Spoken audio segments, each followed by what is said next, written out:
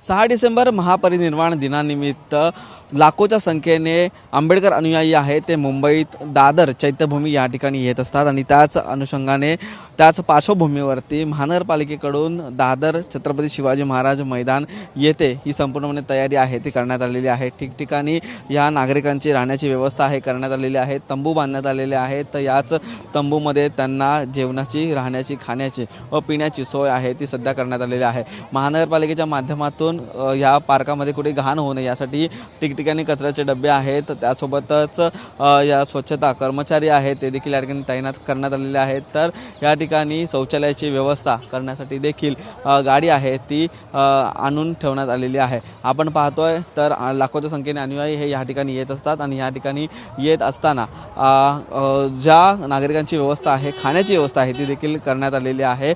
दरवर्षी लाखोचा टप्पा आहे तो या ठिकाणी नागरिकांचा क्रॉस होतो त्याच पार्श्वभूमीवरती आता देखील परवा 6 डिसेंबर आहे आणि महापरिनिर्वाण दिनानिमित्त मोठ्या संख्येने नागरिक आहेत ते दादर चैत्यभूमी या ठिकाणी येणार आहेत। त्यामुळे ही व्यवस्था आहे ती सध्या महानगरपालिकेकडून करण्यात आलेली आहे। व्हिडिओ न्यूज योगेश सावंतसह निखिल चव्हाण TV9 मराठी मुंबई।